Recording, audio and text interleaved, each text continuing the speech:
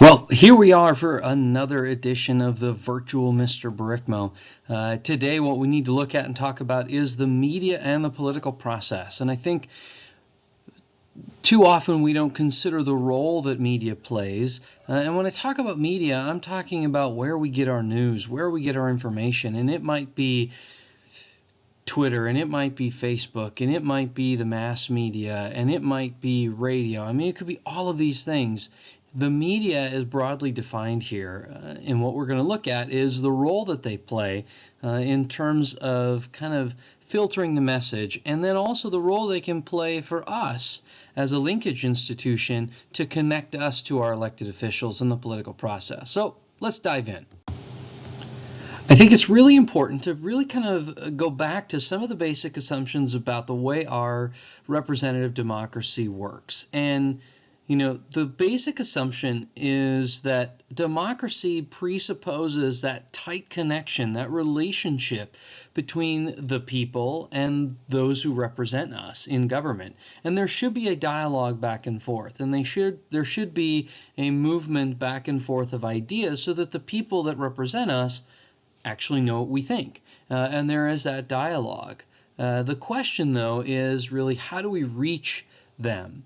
How do we reach the elected officials, but how do the elected officials get the message of what they're doing, what they're considering, and their thought process behind their considerations to us as voters and as their constituents? I think, unfortunately, we would love to have direct contact, but just imagine Kevin Yoder, our representative in the 3rd District, having to be able to connect directly with all 700,000 people in his district. It just isn't possible. There's limited options for us. Certainly writing our legislators or emailing or texting or calling, as I've seen and you've heard, is not really the most fruitful thing, and it doesn't really get us connected to them. It's not the most effective. So we've got to look for other ways to be more effective and to get that message strongly across as easily and as quickly as possible. So one of the ways we can do that, though, is through the media and through mass media. The nice part about the media, and we don't rely on it so much as we have in the past, but the media provides accounts to the public of political events, and no longer do we have to just read the newspaper, but newspapers are now employing reporters to be instantaneous communicators on Twitter.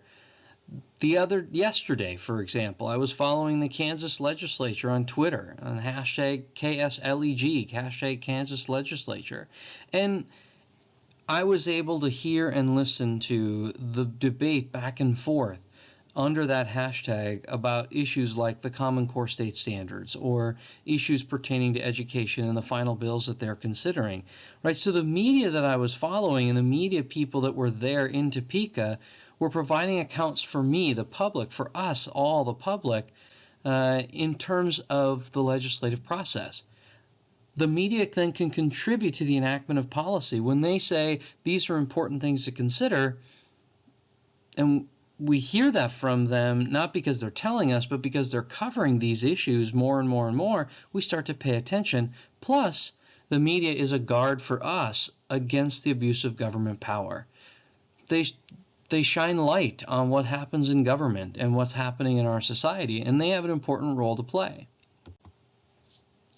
So then the question is, how do we connect, right? We go back to that question. The elected officials aren't directly connected to us. So they use the mass media and they use the press and they use the internet to connect to us. They send their message, really through us here, but then it goes through the media, and like you can see here, it gets jarbled up and it gets confused, right? They mediate the message of the elected officials down to the people.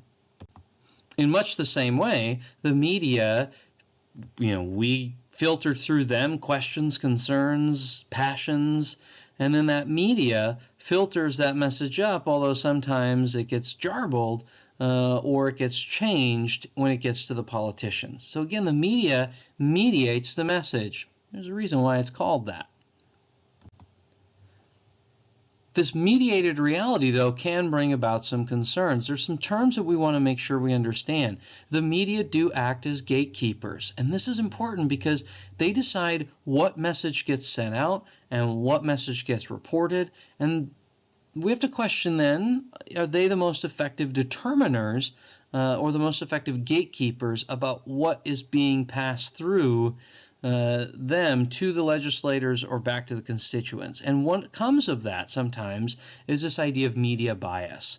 We're going to explore that a little bit more here in a bit, but media bias is something that we hear concerning our democracy all the time. Right? Fox News is fair and balanced, as they say. Well, I think there's a large question about whether or not they are fair and balanced. I also think there's a large question about whether MSNBC is an objective journalism outfit. And I think these are fair questions for us to consider. Oftentimes, though, what we don't consider is the fact that these media outlets are owned by big corporations, and these media outlets have a money-making and advertising selling feature that they need to make money for their corporate parents. And not only that, man, what happens when that corporate parent is in the news? How do they get covered by their own news network that they own? One of the other issues that emerges in this idea of a mediated reality is the idea of pack journalism. The idea that people swarm towards one person or swarm towards one media event so that they can get the scoop. They don't want to get scooped. They want to be the first with the story. They want to be the first out with the information. And that really creates pack journalism. Well, should we always be paying attention to where the pack is? Maybe the real story is happening on the other side, but the media isn't covering it. And the reality then also is part of that pack journalism becomes what we call horse race journalism. We care less about candidate positions and we care more about who's in the lead. And when we think only about who's in the lead, we don't really get to look at the issues fully. And the media is the one who mediates that reality, and it becomes a challenge for us as consumers of that media. You know, I think Thomas Jefferson definitely said it best. He said, "I would rather live in a country with lots of newspapers and no government than a country with government but no newspapers." And I think the key part of what he's saying there is that the newspapers, the media, play an extremely important role in that idea of media, that idea of keeping a check and a balance for the people against the government. Because what do we fear? That concentrated power and lack of diversity in that government. And for Thomas Jefferson, and maybe hopefully for us, the media can serve that purpose, but we just have to be better consumers of that media. You know, I talked a little bit about the corporate nature of media, and I just wanted to share this little graphic with you. And if you look, the major media corporations are controlled by the major media outlets are controlled by the major media corporations, and that has to raise some question as to whether or not we're getting the full picture, you know, whether or not we're getting the full story, knowing that these large conglomerations, these large media holdings are really controlling the message that we hear. Once we get past that question of corporate media control, we also now have to look at what they're selling, and we have to look at what message they're sending, right? And I think it's really a simple question to answer. They're competing for an audience, and are they going to get viewers by, you know, challenging the viewer's understanding? No, because nobody wants to be challenged in their view. They want confirmation bias, right? They want to confirm their expectations and stereotypes. So certain people listen to Fox News and watch Fox News because it confirms their bias. It confirms their stereotype. It confirms their ideology, just as much as people watch MSNBC because it confirms their ideology. And it makes them feel as though they are a part of something larger and feel as though their opinion is validated. And that can be dangerous for us in our reality of the political system. So, in that case, what do we get, right? We get lengthy explanations of complex politics or visuals and sound bites. Nobody has time to listen to lengthy explanations. We want short, sweet, and simple visuals and sound bites. Is that the best thing, right? Do we see stories of government at work, or do we focus on scandal and negativity? You know, do we talk about news that's enlightening, that's enjoyable, that is mind, you know, stretching for us, or do we want to be entertained? Is it event-driven, spontaneous news with good pictures, or is it substantive political analysis? Just look at the amount of time news media spends on each story. It's sensationalism as we know it. And then, the news is definitely, as I said, going to be sensational, superficial, and controversial. And that becomes a problem for us in what we get. We get sound bites. We get 140 characters or less. We don't get the real news, and we don't get a chance to analyze that real news in really deep ways. It's about spectacle, which is greater than the substance of politics. And I submit that's dangerous for our system. You want to see what the news does and what the news looks like? Let's just take one simple note. Obama drinks a Pepsi, right? CNN says, oh, Obama appeals to Pepsi fans. Fox says Obama declares war on Coke. MSNBC says in about an hour we're going to have a live coverage of Obama drinking the best cola. All who disagree are racist.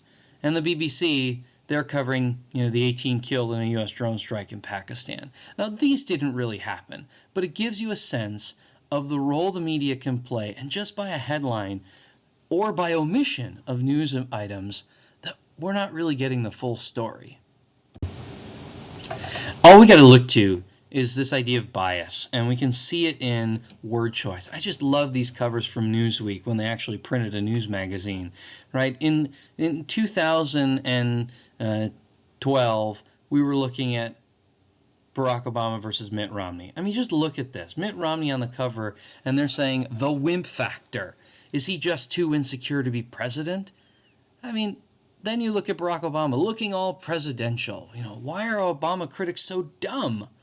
You can just see the difference in word choice, and that word choice makes a big difference in what kind of story we get. And so what's the solution? Well, maybe we need more muckrakers, whistleblowers, and watchdogs. We don't have enough of those. You got to know your source. That's the first place. Where are you getting your information? Is it biased? Is it legitimate? How many sources are you consulting to make your opinion or to make your consideration? You got to compare versions of the story, because the Fox News version is going to be far different than the MSNBC version. The BBC version is going to be far different than the USA Today version. We have to look at sources critically, and by all means, we got to make up our own mind.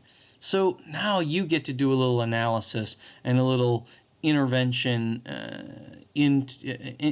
a little diving into the role that media plays and this question of conservative or liberal media bias. So let's get started.